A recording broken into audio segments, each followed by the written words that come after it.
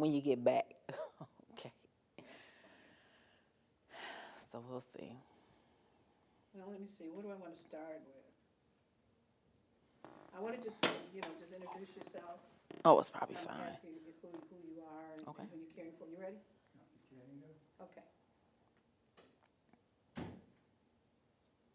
7, 8, 9, 10. Okay.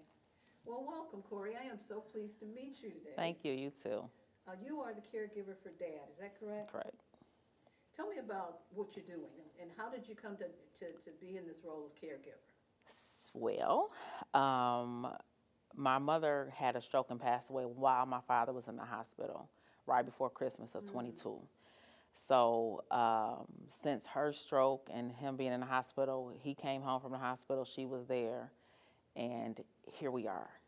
Like, she was the person, and I want to say that I was there every day, but it wasn't to this, capacity. And I don't know if there was a decline after my mom's passing or whether she did as much as I was doing in the beginning. I don't know, because she didn't say, and he would never admit, so I don't know for sure. Okay. Yeah.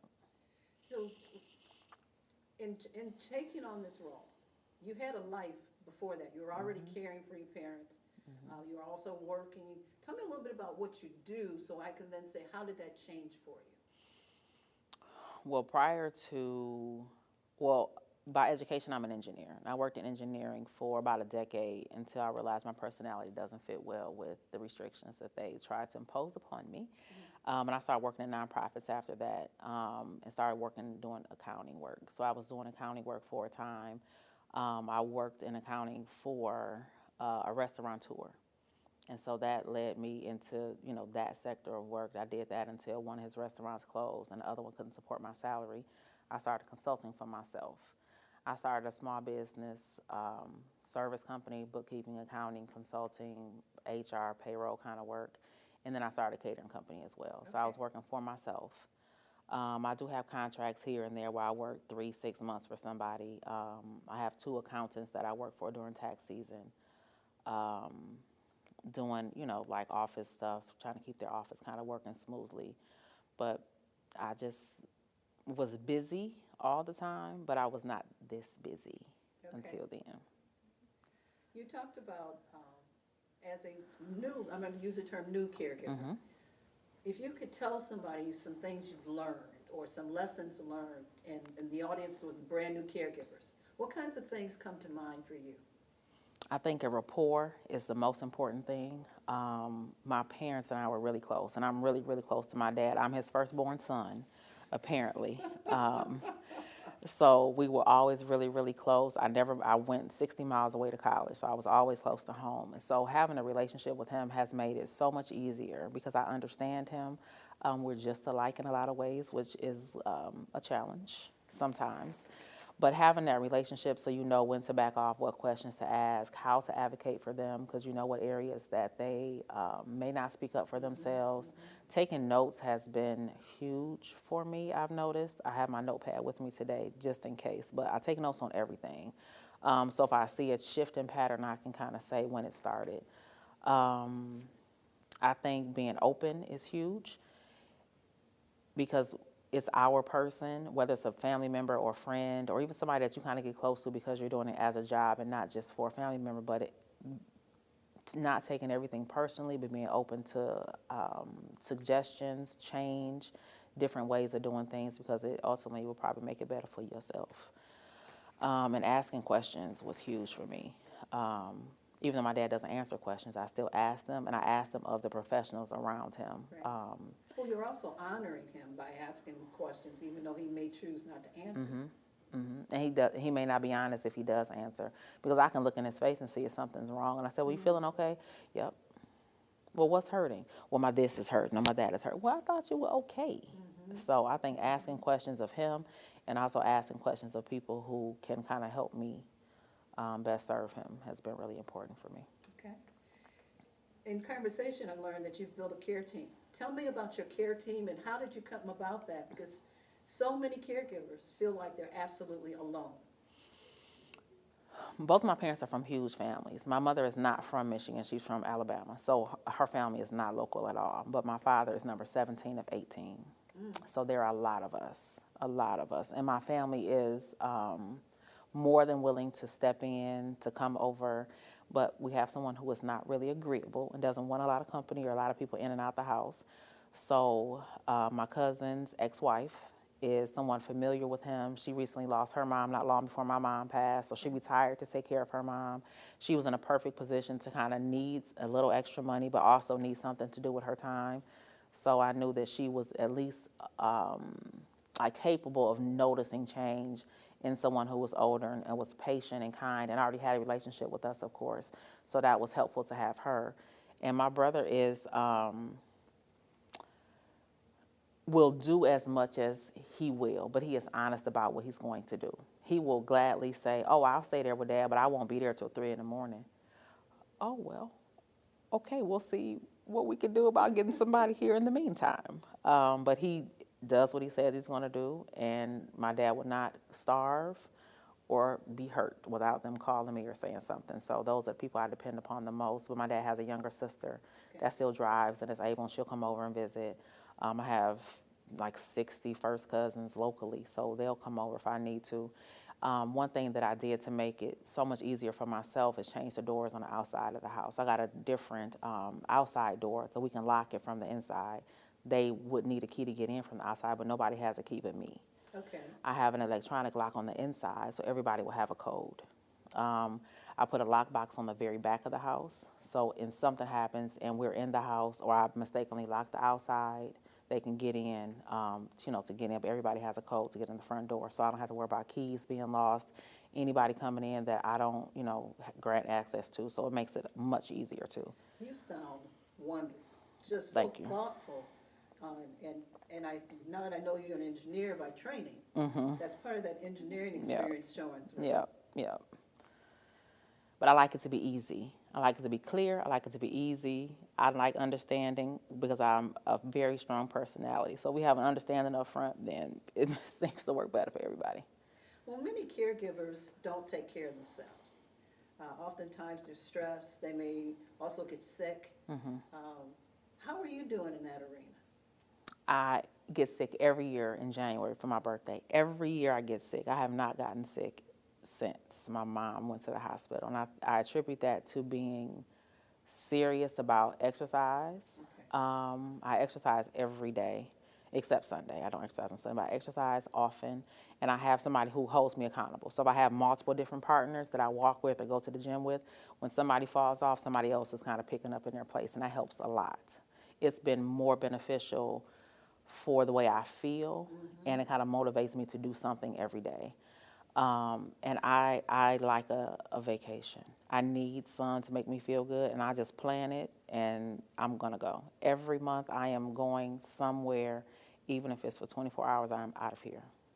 That helps a lot. So how do you manage the guilt? Too many caregivers think, I don't have a right to be healthy. I don't have a right to take care of myself. So they go through a lot of sacrificing, and they pay the cost of that. I have the guilt. I'm going to be guilty whether I'm at home mad at myself or I'm going to be guilty while I'm on the beach. So I'll be guilty on the beach. I love that. I put cameras in the house where I can see my dad in the 2 rooms that he's in most of the time. I have video calls where I can call him in a stationary machine where I can call him and he can talk to me. And I have people in place who can get there if I need him to get there. And he'll be fine. He'll be fine. And and it was so interesting that a family member said to me, which I thought was very interesting, that nobody is responsible to take care of you. And I said, what do you mean as you turn 80? She said, my children aren't responsible to care for me. If they care for me, that's because they choose to. Well, okay. So if she feels that way, Right. I can't disagree because that's her opinion, but I feel responsible to take care of my dad. But I know that long after his passing, I hope to be rewarded for being so sacrificial during this time. And if I don't take care of myself or put things in place so that later on I can still financially support myself, then this is all for naught anyway. So it doesn't last forever. And I just, not that I want him to pass anytime soon, but when he does pass, I want to be able to enjoy my life. So I was kind of set myself up for that. So you've got it in a perspective that's working for you and is working for Dad at the same time. Yep, and he's fine. He don't want to do anything. Because if I go somewhere in the very beginning, he would ride with me. I said, Dad, you want to go to here or there? And he would ride with me to do my shopping. He'll sit in the car and remember all the things he wanted to tell me about who had on what or who did what or who got too close to his car. But if he doesn't want to go, he doesn't go, and he's fine. I check on him all the time when I'm gone on the camera. If I'm gone for more than a couple hours, and every time I look at him, he's sitting there doing nothing or picking on his nails because he's serious about his hygiene. So he'll brush his teeth 3 or 4 times a day. He keeps his nails nice. He'll comb his hair 4 or 5 times a day, and I see him looking at his clothes. So he's fine, and as long as he's okay, I'm okay. That's great. That's great. They say that caregiving is the hardest job you'll ever love. Can you identify with that? And if you can, what do you think it means? Absolutely identify. I think when you are in a position to care for somebody as an outside person, so as a hired help or just a family member or friend, it's one thing. But when it's your loved one, your parent, your spouse, your child, it's the emotional connection as well as the physical work. And I never feel like I'm doing enough, but I just equip myself to do my best, and I've always felt that my best is good enough.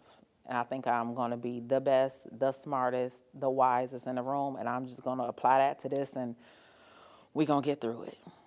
Outstanding. Well, I want you to know, just as a side, that's the clip. I love that clip. Thank you. Perfect. Absolutely wonderful.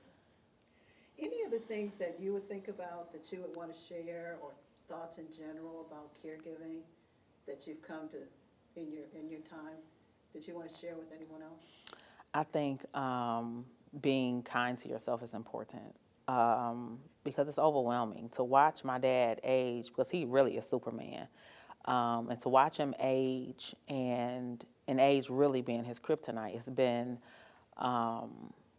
difficult, but it's also humbling in a sense too, because we all kind of get older and may need help.